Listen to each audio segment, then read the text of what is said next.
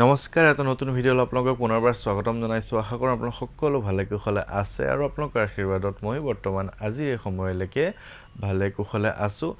আৰু আজি মই আপোনালোকক পোনপ্ৰথমে এটা খবৰ দিব ওলাইছো যে অহা 18 নৱেম্বৰ মঙ্গলবাৰে মই তিনিচুকীয়াৰ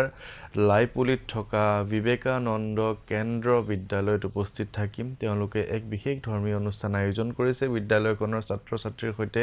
কথা বতৰা আলাপ আলোচনা কৰিবৰ কাৰণে মোক নিমন্ত্ৰণ জনাইছে গতিকে তাত মই উপস্থিত থাকিম আপোনালোকো পাৰিলে আহিব লগ পাই খুব বেছি ভাল লাগিব আৰু আজিও এটা খুব ধুনীয়া খবৰ দিবলৈ ওলাইছো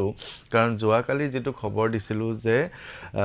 আপোনালোকে খুব বেছি ভাল পাইছিলে নহয় জানো এই যে বিহাৰৰ যেটো নিৰ্বাচনৰ লগত অসমৰ হনুমান চালিচাৰ কেনেকে প্ৰভাৱ পৰিলে সেই কথাটো ক'বলৈ ওলাইছিলো আৰু আজিও মই আপোনালোকক জনাব বিচাৰিছো এটা খুব ধুনীয়া খবৰ যে বাজে আমাৰ তেজপুৰৰ এগৰাকী যুৱতী তেওঁ ধুবুৰী মেডিকেল কলেজত কৰ্মৰত হৈ আছিল আৰু তেখেতৰ দেউতাক কিছু অসুস্থ আছিল যাৰ বাবে বহুত বেছি কষ্ট হৈ আছিল কাৰণ তেওঁলোকৰ ঘৰত আৰু কোনো নাই পিতৃ মাতৃ আৰু কন্যাগৰাকী গতিকে কন্যাগৰাকী যেহেতু তেজপুৰ বা ধুবুৰীত কৰ্মৰত গতিকে মাক গৰাকী তেখেতৰ মাতৃ গৈ পেলাই ধুবুৰীত গৈ তেওঁলোকৰ লগত থাকিব লগা হয় ছোৱালীজনীৰ লগত এফালে দেউতাক থাকে ৰুগীয়া হৈ ঘৰতে অকলশৰে কিমান বেছি কষ্ট যন্ত্ৰণা তেওঁলোকৰ পৰিয়ালত হৈ আছিল মাজতে মোক এদিন ফোন কৰি তেওঁ ইমান বেছি দুখ কৰিছে চকু পানী ওলাইছিল কান্দিছিল তেওঁ যে দাদা মই কি কৰিম মই চাকৰিটো কৰো নকৰো অৱস্থাত মই এৰি দিব নোৱাৰো চাকৰিটো ঘৰৰ তাগিদাত ঘৰত চাকৰিয়াল কৰ্মৰত মাত্ৰ মই যদি কাম নকৰো মা দেউতা কেনেকৈ চলিব বা ঘৰখন কেনেকৈ চলাম ইফালে যদি কাম কৰো মই ধুবুৰীত বহুত বেছি অসুবিধাত আছো কাৰণ মই মানে ঘৰলৈ গৈ থাকিব লাগে বা মা আহি থাকিব লগা হয় মোৰ কাৰণে বা ইফালে ঘৰত দেউতা ইমান অসুস্থ ইমান বেছি এটা টেনচনত আছিল মোৰ শুনি আসলতে বেয়া লাগিছিল তেওঁলোকৰ মাতৃ হক বা কন্যাগৰাকী ছোৱালীগৰাকী মোৰ সৈতে বহুত দিন আগৰ পৰা যোগাযোগত আছিল কিন্তু তেওঁলোকৰ ট্ৰান্সফাৰটো কিবা নহয় কিবা এটা কাৰণে হোৱা নাছিল বা বিভিন্ন ধৰণৰ বেমেজালি বা বেলেগৰ হৈ যায় তেওঁৰ নহয় তেওঁ মানে এনেকুৱাও চেষ্টা কৰিছে যে কোনোবাৰ জৰিয়তে কৰাবলৈ চেষ্টা কৰিছে সেইখিনিও হৈ নুঠে এটা কি কৰিব তেওঁ মানে এনেকুৱা ধৰণৰ দুৰ্মুঠৰ অৱস্থাত মোক মাজতে ফোন কৰি ইমান বেছি দুখ কৰিছিল মোৰ আজিও মনত আছে সেই দিনটো কালি তেওঁ মোক ফোন কৰি কৈছে যে দাদা আপোনাক ইমান ফোন কৰি আছো আপোনাক ফোনটো পোৱা নাই এটা ভাল খবৰ দিবলৈ মানে ফোনটো কৰি আছো আপোনাক কৈছে যে মানে তেওঁ মোক কথা দে মোক কৈ দিছো তেওঁ ভগৱানক কৈছে হে প্ৰভু হে বজৰং বলি দৰকাৰ হলে তুমি মোক মাৰিয়ে পেলোৱা তুমি মোক শেষ কৰি দিয়া নহলে তুমি মোক ঘৰলৈ লৈ যোৱা ঘৰৰ ওচৰলৈ লৈ যোৱা মই ইমান বেছি অসুবিধা আছো দেউতাৰ অসুখ ইফালে মানে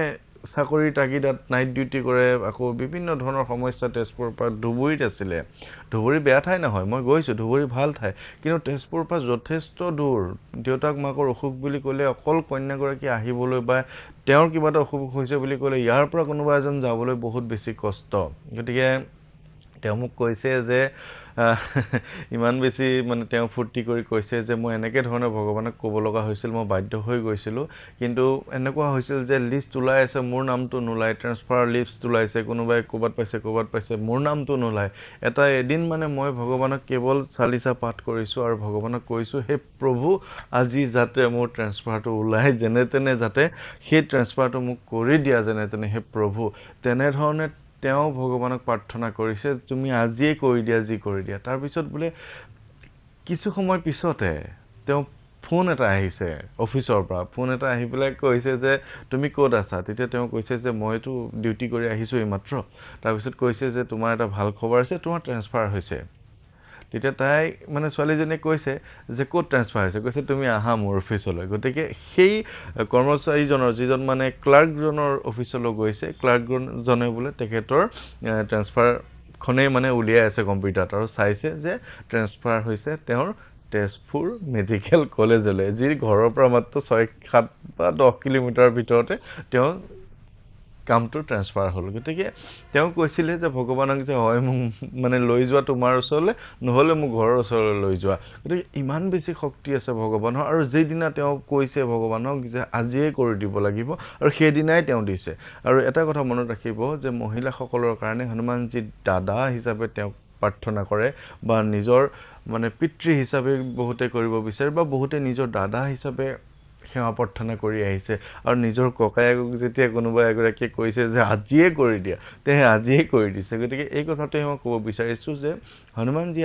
আপুনি যি বিচাৰিছে সেইটোৱে দিব কিন্তু আপুনি শুদ্ধ পথত থাকক আপুনি অন্তৰ আত্মাৰ পৰা তেখেতৰ পৰা সেই বস্তুখিনি বিচাৰক আপুনি যি বিচাৰে সেই গোটেইখিনি তেওঁ দিবলৈ প্ৰস্তুত থাকে কিন্তু এটা কথা মনত ৰাখিব কেতিয়াও অসৎ উপায় অৱলম্বন নকৰিব শুদ্ধ পথত থাকক তেখেতক প্ৰাৰ্থনা ভালদৰে কৰক তেওঁ আপোনাক যিয়ে আপুনি আশা কৰিছে তেওঁ গোটেইখিনি কৰি দিব আৰু মই ইমান দিনে গোটেই মানুহখিনিৰ সৈতে যোগাযোগত আছোঁ তেওঁলোকে মোক প্ৰত্যক্ষভাৱে জনায় কিমান কি ভাল খবৰ অলপ আগতে মোক ডিব্ৰুগড়ৰ পৰা ফোন কৰিছে এগৰাকী মহিলাই তেখেতৰ স্বামীয়ে তেখেতৰ লগত কিছু অত্যাচাৰ কৰি আছিলে বোলে বহু বছৰৰ পৰা দুইগৰাকী চাকৰিয়াল তেওঁ বহুত বেছি অত্যাচাৰ কৰি আছিলে তেওঁ মই যে কৈছিলোঁ মঙ্গলবাৰৰ সংকল্পৰ কথাটো তেওঁ মঙ্গলবাৰে সংকল্প 3টা লৈছে লোৱাৰ পিছত কৈছে সেই অত্যাচাৰখিনি বন্ধ হৈছে তেখেতসকলৰ যিটো মানে মতানৈক্য হৈ থাকে অসুবিধা হৈ থাকে সেই অসুবিধা বৰ্তমান নাই তেওঁ মোক ধন্যবাদ দিবৰ কাৰণে ফোন কৰিছে আৰু কৈছে যে ইমানখিনি যিহেতু হৈ গ'ল আপোনাৰ ভিডিঅ'খিনি চাইয়ে হওক মই নিজে নিয়মখিনি কৰি হওক কিন্তু আপুনি এবাৰ আমাৰ ঘৰলৈ আহিব লাগে আপুনি আপোনাৰ ফালৰ পৰা এবাৰ হনুমান চালিচাৰ লগতে বজৰং বাণখন পাঠ কৰি আমাক শুনাব লাগে আৰু আপোনাৰ দ্বাৰা যেহেতু আমাৰ ইমানখিনি হৈছে এবাৰ আপোনাক আমাৰ ঘৰত এবাৰ বিচাৰিছোঁ আৰু বহুতে আচলতে মোক তেনেধৰণে নিমন্ত্ৰণ কৰে বহুতে নিজে নিয়মখিনি কৰি সুফল পোৱাৰ পিছত মোক মাতে তেনেধৰণে মই যাওঁ আৰু তেওঁলোকৰ কামখিনি কৰোঁ আৰু মই ভাবোঁ যে মই তিনিচুকীয়ালৈ যাওঁতে মই দুজন বা এজনৰ নিমন্ত্ৰণ ল'বলৈ চেষ্টা কৰিম আৰু বহুত বেছি নিমন্ত্ৰণ মই ল'ব নোৱাৰোঁ কাৰণ যেহেতু তিনিচুকীয়া বহুত দূৰ মই তিনিচুকীয়াত এটা ৰাতি থাকি স্কুলখনতে থাকি তাৰপিছত তেওঁলোকৰ কামখিনি কৰি বা যি নিমন্ত্ৰণৰ মতে কামখিনি কৰি তেওঁলোকৰ আকৌ পিছৰ দিনা মই ঘূৰি আহিবলৈ চেষ্টা কৰিম গতিকে আশা কৰোঁ আপোনালোক সকলোৱে আজিৰ এই ভিডিঅ'টো ভালে পাইছে যোৱাকালি ৰাস আজিও ৰাস টোপনি ক্ষতিৰ কাৰণে ভিডিঅ'টো বৰ বেছি আনন্দত বনাব পৰা নাই মানে চকু মেলিব পৰা নাই টোপনিত আৰু যি কি নহওক আপোনালোক সকলোৰে মই কুশল মংগল কামনা কৰিছোঁ আপোনালোক সকলো ভালে কুশলে থাকিব ধন্যবাদ